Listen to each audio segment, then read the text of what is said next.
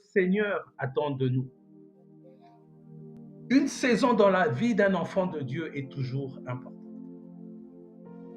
Marcher à l'aveuglette te permettra pas d'évoluer ni d'avancer. C'est pour ça qu'il faut souvent consulter le Seigneur. Et le Seigneur bien-aimé parle réellement.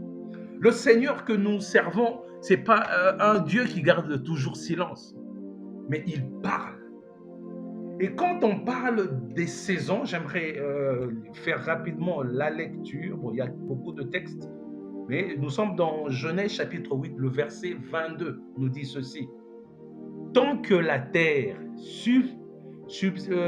subsistera, les sémailles et les moissons, le froid, la chaleur, l'été, l'hiver, le jour et la nuit ne cesseront point. Par ce verset, Dieu souligne ici le caractère éternel des saisons, celles-ci étant rachetées à l'existence même du ciel et de la terre. Les saisons de la vie sont composées de 3 saisons. La saison du matin, la saison du midi, la saison du soir, ou appelée aussi la saison de nuit.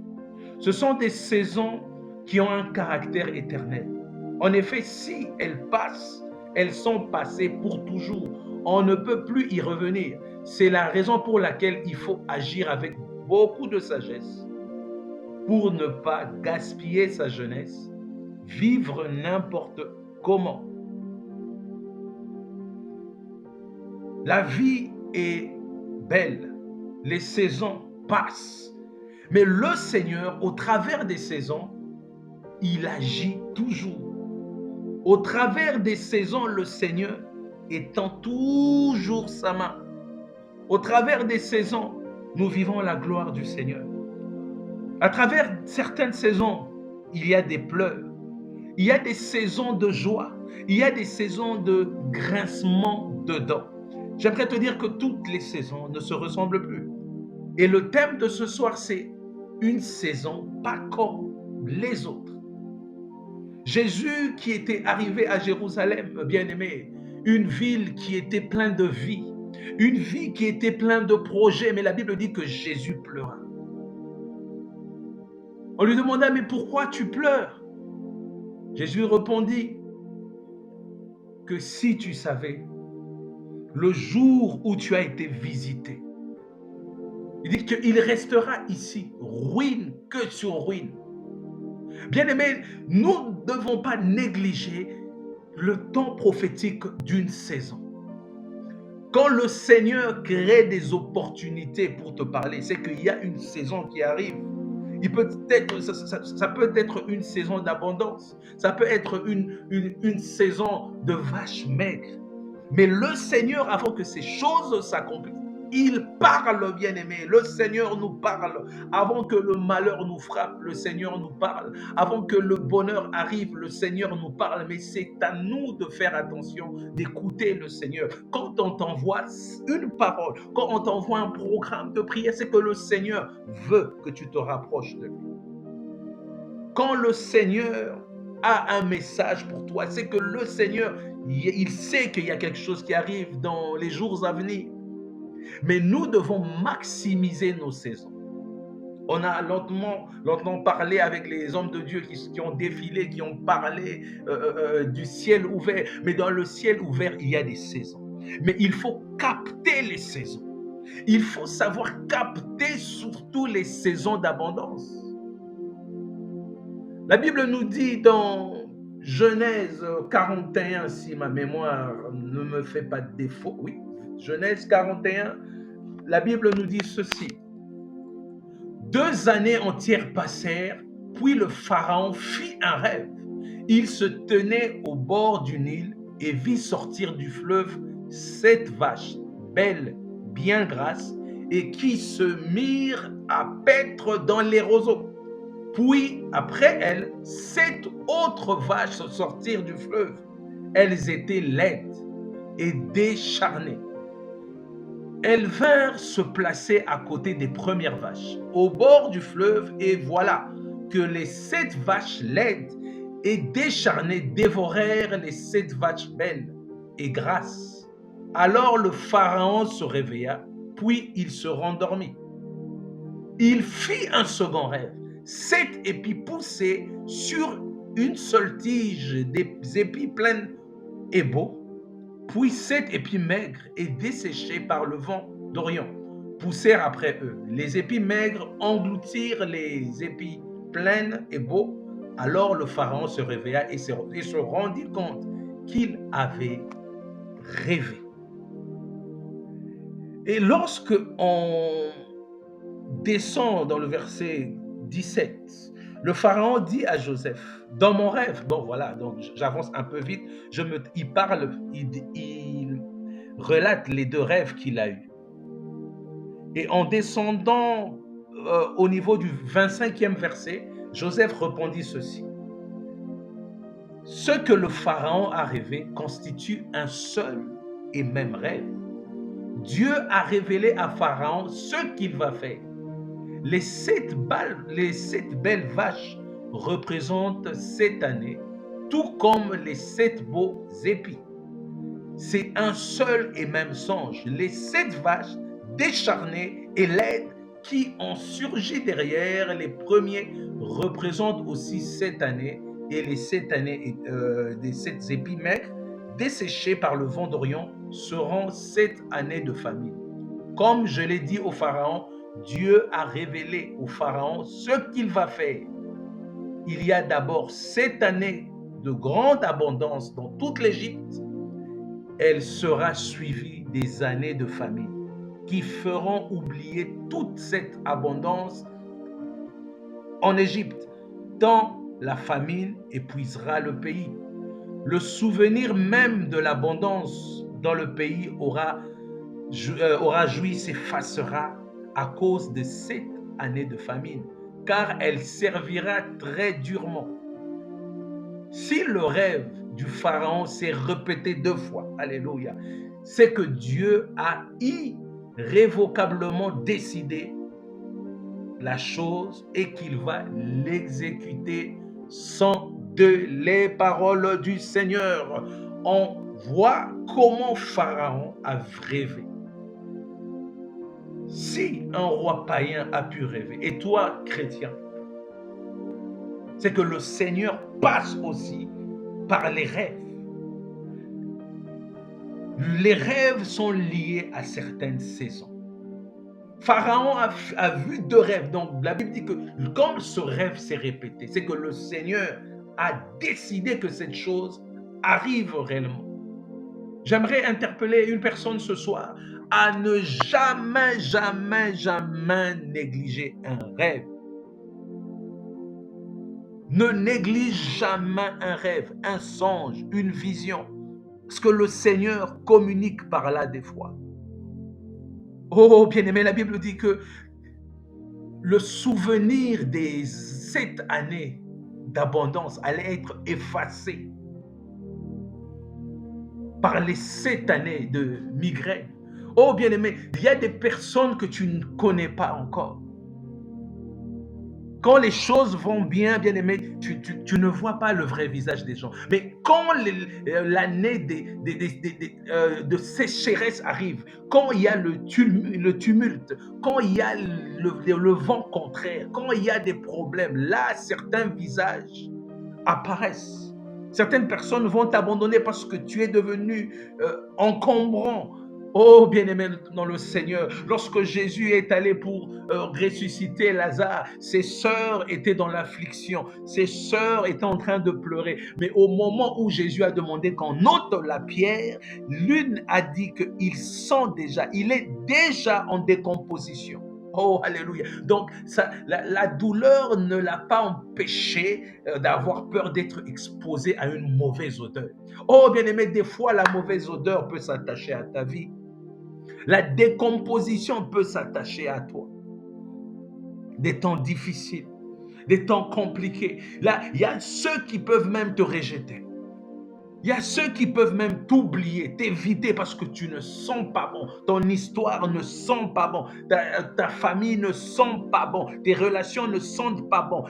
Le temps difficile que tu traverses ne sent pas bon. Il y a une mauvaise odeur qui se dégage de toi. Oh, alléluia. Mais Jésus, bien-aimé, a demandé qu'on ôte la pierre. Bien-aimé, les saisons de nos vies, bien-aimé, ne se ressemblent pas. Lorsqu'il y a une saison, bien-aimé, une saison d'abondance, le Seigneur parle. Et lorsqu'il y il y a aussi un malheur qui arrive, le Seigneur nous parle. Et il est important, bien-aimé, de discerner le langage de Dieu. Il est important de comprendre quand Dieu te parle. Et quand on est serviteur, le Seigneur nous donne un message. Quand vous voyez un serviteur commencer à changer son message, donc au début, Dieu t'avait dit autre chose, après ça change. Non, le Seigneur, au début, il te donne déjà le canevas de ton message. Ton ministère est attaché à un message. Le message ne change pas. Mais aujourd'hui, on voit des gens changer de message. Non, le message que Dieu t'a donné, c'est le même. C'est le même, bien-aimé. Dieu a parlé à Moïse, va libérer mon peuple et amène-le dans le pays où je t'indiquerai, où ils vont aller m'adorer. Moïse n'a pas changé de message, il est resté dans son message. Alors, bien-aimé, ne néglige pas les saisons. Une saison nouvelle est bonne, mais dans une nouvelle saison, il peut y avoir une bonne saison pour toi et une mauvaise. Mais sache t'attacher au Seigneur. Pendant les saisons de grâce, pendant les saisons d'abondance, le Seigneur a besoin de toi. Par exemple, le message que Dieu te donne aujourd'hui, c'est pour les saisons où tu n'auras plus rien. C'est pour les saisons où il y aura des problèmes. C'est où tu n'auras même plus un moyen, même une prédication, où tu chercheras même les visions. Les visions deviendront rares. Les prophéties seront rares, bien-aimés dans le Seigneur. Maximise ton temps pendant les saisons d'allégresse. Le Seigneur te donne un temps de te préparer. Et ça, c'est son message. Le Seigneur, bien-aimé, m'a demandé de préparer un peuple, d'outiller les gens. Ce qui est lié à mon appel, c'est que les gens découvrent leur vraie identité. Pas leur identité dans le monde, mais leur identité en Christ. Lorsque tu découvriras ton identité en Christ, tu deviendras un instrument pour le Seigneur. Le problème, c'est l'identité, bien-aimé dans le Seigneur. L'identité est importante de connaître qui tu es réellement. D'où je suis sorti, de la communauté où j'ai été formé, la cuve de Reims, et c'est ça aussi notre mission. Bien aimé, la cuve de Reims était un ustensile qui était entre l'autel du sacrifice et le tabernacle. Et la cuve de Reims, c'était juste, disons, un récipient où les sacrificateurs se lavaient. Et il y avait des miroirs à l'intérieur qui pouvaient refléter l'état de la personne. Si tu étais sale, si tu étais propre, et en te regardant, tu pouvais savoir, ah non, je ne suis pas propre. Tu te laves. Et c'est ça la mission du Christ. Christ a besoin de nous filtrer du monde des ténèbres. Oh bien-aimé, une saison pas comme les autres. Israël a vécu des saisons, mais ils n'ont pas été capables de capter quand il a été visité, quand ils ont été visités par le Christ. Oh bien-aimé, il y a des prédications que tu reçois. Il y a des prophéties. Il y a des visions. Mais toutes les saisons ne se ressemblent pas. Quelqu'un me dira, mais oui, chaque saison a un message. Oui, effectivement. Mais le message du début comporte aussi le message des saisons. Et ce soir, que le Seigneur t'aide à comprendre ces choses, à t'imprégner dans sa présence. Qu'est-ce que le Seigneur attend de toi pour cette saison 2025, oui, sous un ciel ouvert. Mais qu'est-ce que le Seigneur attend de toi? Qu'est-ce que le Seigneur veut accomplir dans ta vie? Ce soir, ce message interpellateur ne peut simplement, bien-aimé, t'emmener à te retourner et à regarder vers Christ. Cette saison passera. Aujourd'hui, tout le monde se dit, oui, il y a une vague, il y a la grippe, il y a tout ça. On a connu le Covid, on a connu le confinement. Nous sommes restés confinés, nous sommes restés à la maison. On ne pouvait pas sortir, on ne pouvait pas faire telle ou telle chose parce que nous étions confinés. C'était la saison. Mais le Seigneur bien-aimé nous envoie toujours des avertissements. Le Seigneur nous parle, le Seigneur bien-aimé nous enseigne, le Seigneur nous parle par des prophéties, par des paroles de connaissance. Je ne sais pas ce qui arrivera tout au long de 2025, mais simplement l'assurance que j'ai, toutes les saisons ne seront pas les mêmes. Une saison pas comme les autres, bien-aimés. Dans cette saison, le Seigneur te donnera ce que ton cœur désire. Mais dans cette saison, les ennemis se déchaîneront contre toi. L'armée des ténèbres se déchaînera contre toi. Mais pendant les temps de grâce, bien-aimé, tu recevras les outillages qui te permettront, bien-aimé, de percer pendant les années de vache maigre. Et c'est ce que Joseph a fait. Oh, bien-aimé dans le Seigneur, Pharaon était troublé par ses rêves. Je l'ai dit tantôt, un roi païen, mais Dieu l'a parlé, Dieu l'a mis au parfum de ce qui allait arriver dans son pays. Ce qui arrivera dans ta maison, tu dois être au parfum. Dieu peut te mettre déjà au parfum, mais tu dois te connecter à quoi? Connecter à sa parole. Être sensible à sa parole. Il ne faut pas être lourd. Il y a des messages, il y a des prédications. Si le Seigneur veut que tu participes à ce genre de programme, oh bien-aimé, ton avenir, bien-aimé, en dépend. Si le Seigneur envoie ce genre de message, c'est que le Seigneur prépare une saison pour toi.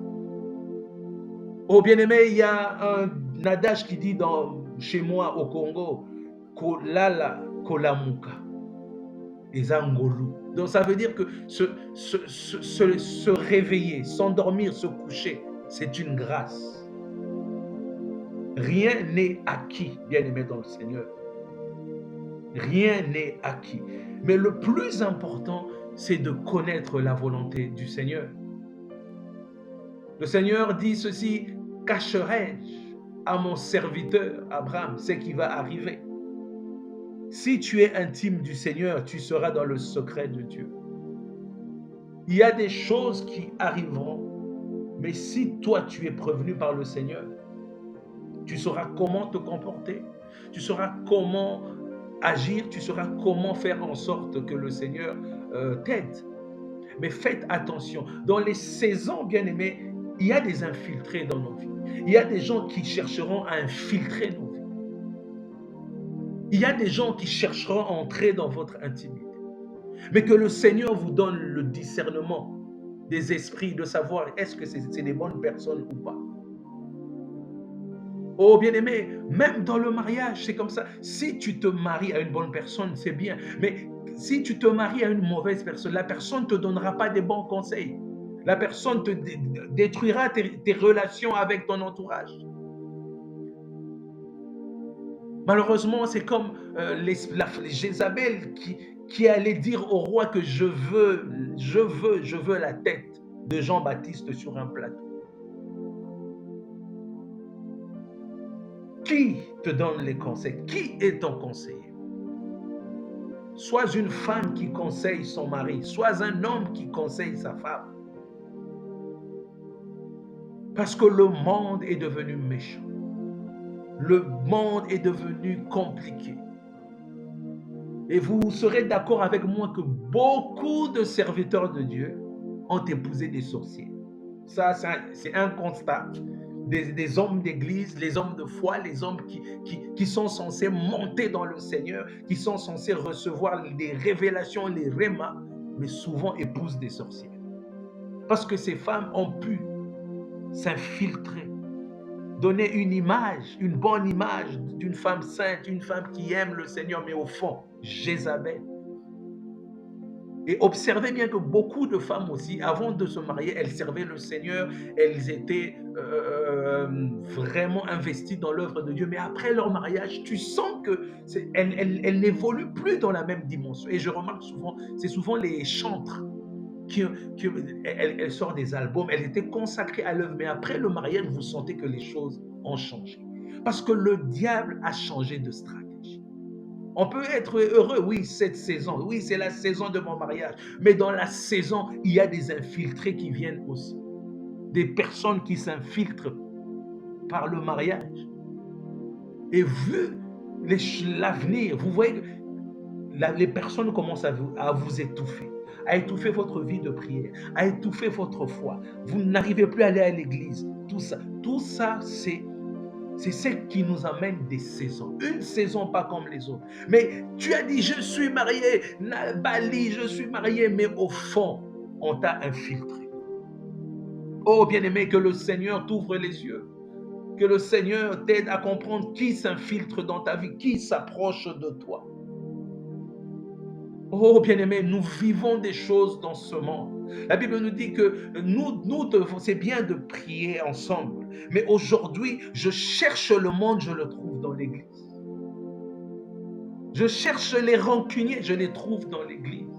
Je cherche la sainteté, mais je ne la trouve plus dans l'église. Mais bien-aimé, ouvrons nos yeux et vous verrez comment Jézabel a infiltré les églises. Comment? Parce que au moment des bonnes saisons, au moment de la saison où il fallait recevoir les outils pour capter, on a été distrait. On a été emporté par la fatigue. Oui, on a eu les fêtes, on a beaucoup fêté, mais je suis fatigué.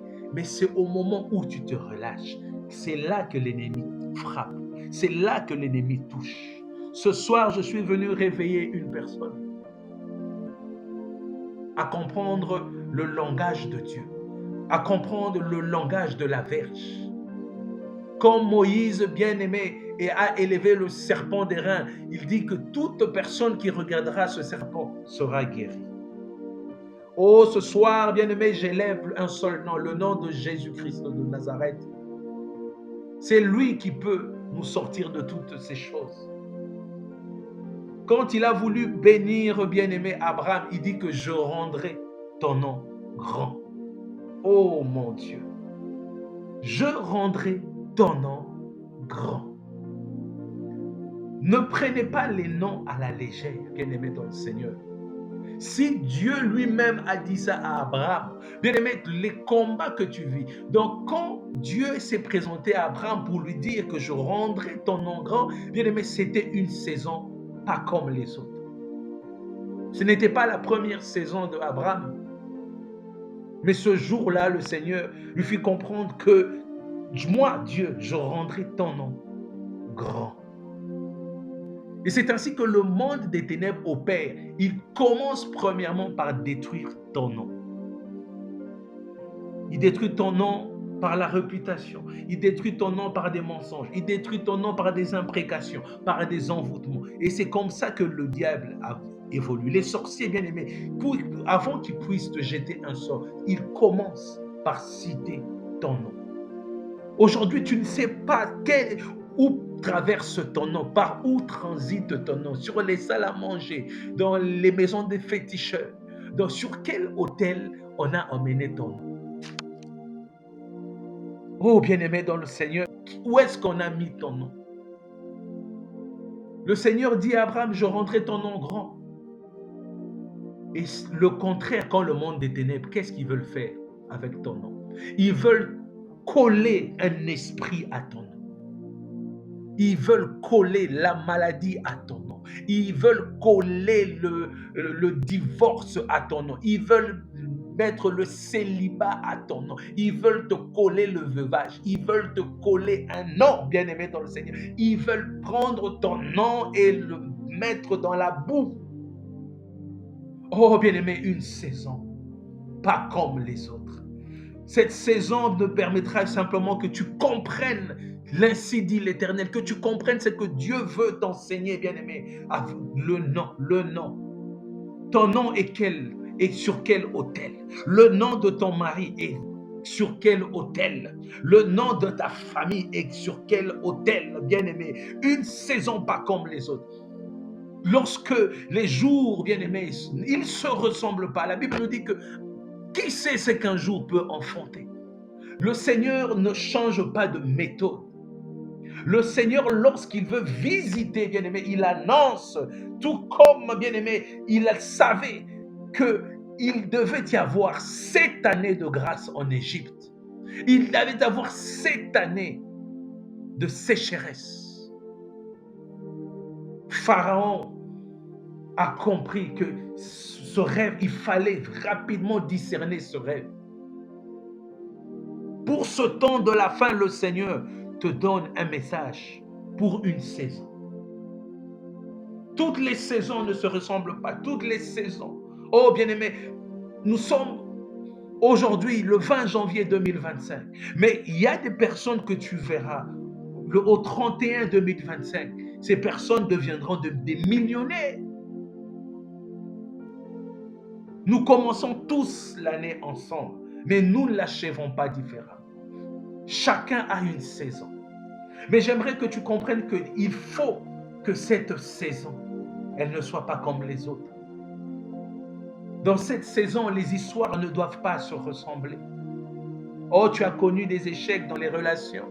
Tu as connu les échecs dans le mariage. Tu as connu les échecs. On t'a abandonné parce que tu n'avais plus rien. La pauvreté avait élu domicile. Ton nom et la pauvreté ne faisaient plus qu'un. La sécheresse ne faisait plus qu'un avec ton nom. Tu t'es senti abandonné. Le monde t'a rejeté. Comme je l'ai dit tantôt, Lazare avait commencé à sentir, malgré que ses sœurs, elles étaient affligées. Mais quand il fallait ouvrir le tombeau, elles ont dit à Jésus qu'il a commencé à sentir. Ils ne sont plus bons. Oh bien-aimé, qui ce soir ne sent plus bon? Ce soir, quelle est l'odeur, bien-aimé, que tu reflètes? Quelle est l'odeur, bien-aimé? Est-ce l'odeur de la maladie? Est-ce l'odeur de la pauvreté? Est-ce l'odeur, bien-aimé? Mais il y a une saison, pas comme les autres. Le jour où le Seigneur t'a visité, il faut que tu sois éveillé.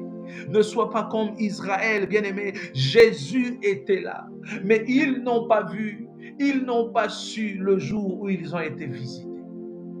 Et c'est pour ça que Jésus pleure. Ce genre de programme, bien-aimé, oh bien-aimé, un jour Jésus viendra te dire, mais je t'ai envoyé ses serviteurs pour qu'ils t'annoncent. Je t'ai envoyé un programme, le chandelier, tous les lundis. C'est pour que tu sois outillé. C'est pour que les saisons ne se ressemblent pas. Oh bien-aimé, que ce soir soit une saison pas comme les autres. Que ce soir ne soit pas une saison comme celle qui était passée. Que les choses se fassent différemment. Si le Seigneur est passé par Pharaon, parce qu'il savait que Joseph était là, et Joseph a discerné les deux rêves, et avec de la sagesse et de l'intelligence, ils ont pu faire en sorte de maîtriser les 7 années de sécheresse. Quand le malheur arrivera, tout ce que tu auras appris pendant les temps de grâce, c'est ça qui va t'aider à tenir. Les séminaires, les conférences, les prières, les déclarations, c'est ce qui fera de toi un homme de feu, une femme de feu. Parce que les saisons, bien-aimés, il y a une saison qui arrive. Il y a une saison qui arrive qui sera compliquée. Il y a une saison qui arrive, mais toi, bien-aimé, tu ne seras pas surpris parce que le Seigneur est passé par toi. 2025, une saison pas comme les autres. Je chute pour dire, ces derniers temps, ne négligez pas vos rêves. Ces derniers temps, bien-aimés, le Seigneur passera par les rêves pour vous annoncer des choses. Le Seigneur passera par des songes pour vous enseigner. Le Seigneur passera par des songes pour un travail. Le Seigneur passera par des songes pour un programme. Une saison pas comme les autres. Oh bien-aimé, tous les jours ne se ressemblent pas, tous les programmes ne se ressemblent pas. Le Seigneur s'est décidé, bien-aimé, de faire les choses autrement. Oh, alléluia. Le Seigneur a décidé de faire les choses autrement. Il y a des gens que le Seigneur va déplacer d'un lieu à un autre. Oh Jésus. Il y a des vents qui vont souffler, même dans les assemblées. Vous aurez des conflits que vous ne comprendrez pas parce que vous êtes différents. Il y aura des vents qui souffleront contre vous, des vents violents, bien-aimés. Je ne peux pas vous mentir. Il y aura des vents violents qui souffleront. Mais n'oubliez pas ce que vous avez appris pendant les 7 années de grâce, les 7 années d'abondance. C'est ça qui vous aidera à percer pendant les temps compliqués, pendant les temps difficiles, pendant les temps des ténèbres. Mais le Seigneur vous visitera, le Seigneur vous guidera, le Seigneur vous conduira, parce que sa parole est une lumière, est une lampe à vos pieds. Même si on coupe l'électricité, mais vous aurez une lampe à vos pieds qui vous permettra d'avancer. Il vous dira, mettez les pas à gauche, les pas à droite, mettez pas à gauche. Parce qu'une saison pas comme les autres frappe à ta porte. Le Seigneur notre Dieu a ouvert une voie prophétique pour que tu comprennes ces choses, pour que le Seigneur t'emmène. Et je répète, pour chuter, il y a des programmes que le Seigneur inspire.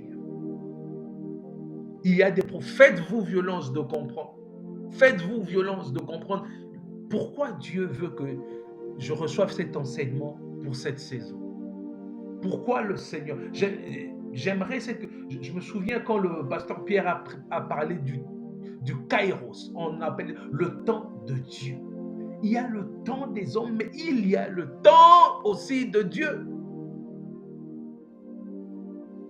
Dans le temps de Dieu, bien-aimé, il y a une balance. Le Seigneur, il pèse. Il pèse. Est-ce que le Seigneur te trouvera léger? Oh, alléluia. Mais une personne qui sera blindée par les messages, par les prédications, par tous ces programmes. J'ai encore réécouté, bien aimé, tous les orateurs qui ont défilé ici pendant cette convention sur 2025. Le ciel ouvert. Oh, bien aimé, mais j'ai dit, mais nous sommes bénis. Mais le corps du Christ est béni, bien-aimé. J'ai écouté le pasteur Pierre, j'ai réécouté le pasteur Olivier, j'ai réécouté le pasteur Nathan, j'ai réécouté le pasteur Arlin, le prophète Peggy. Mais j'ai dit, mais le Seigneur nous parle. Bien-aimé, des fois, en live, vous n'écoutez pas bien. Allez revoir, réécoutez les messages.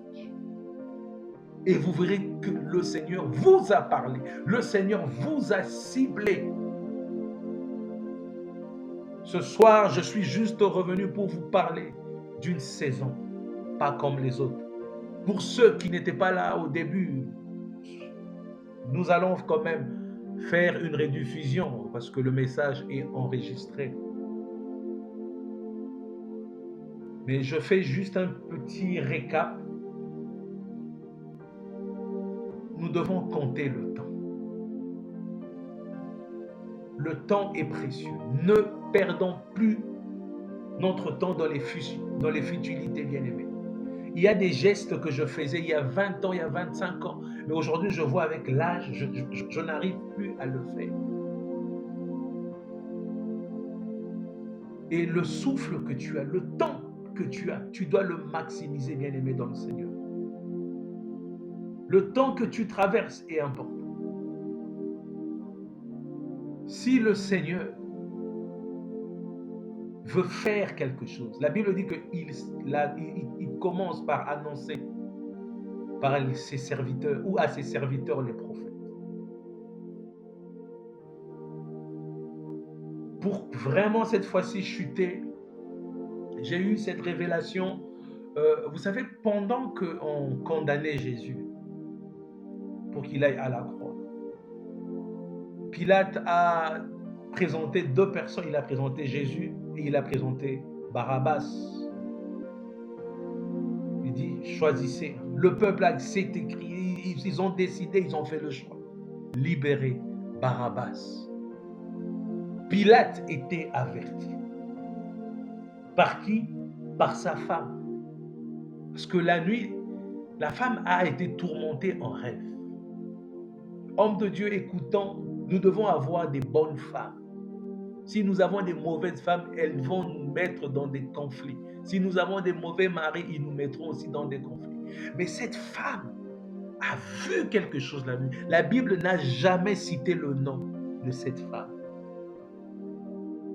Mais elle a juste dit à son mari, n'entre pas dans le dossier de cet homme. Il est innocent. Et Pilate a tout fait pour libérer Jésus. Mais quand il a vu que le peuple ne voulait pas, il a lavé ses mains. Mais aujourd'hui, le monde, les gens ne veulent plus laver ses mains, leurs mains. Ils plongent eux-mêmes leurs mains dans des problèmes, dans des situations.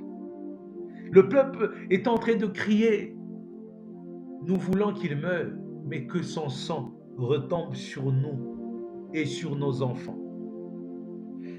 Sans savoir que toutes ces personnes-là étaient devenues des prophètes. L'onction prophétique avait saisi le peuple. Le peuple était venu dans la haine, dans la colère. Mais ils étaient en train de prophétiser que son sang tombe sur nous et sur nos enfants. Alléluia. J'aimerais dire à quelqu'un de gré ou de force, la grâce du Seigneur tombera dans ta maison. De gré ou de force, par le sang de Jésus, ça tombera dans ta maison. Ils étaient en train de prophétiser sans savoir qu'ils prophétisaient. Parce que c'est par le sang de Jésus que nous sommes sauvés. C'est par le sang de Jésus que nous avons la rémission de nos péchés. C'est par le sang de Jésus, bien-aimé, que nous sommes restaurés. C'est par le sang de Jésus que nous avons un autre nom. Ces personnes ont prophétisé sans le savoir. Alléluia. L'onction prophétique, bien aimé, quand il traverse le peuple. Même quand les gens ne savent pas, mais ils passent et la bouche parle. Ils devaient confesser de leur bouche que le sang de Jésus devait tomber sur eux et sur leurs enfants. Que le Seigneur vous bénisse là où tu es. Tu vas acclamer le Seigneur.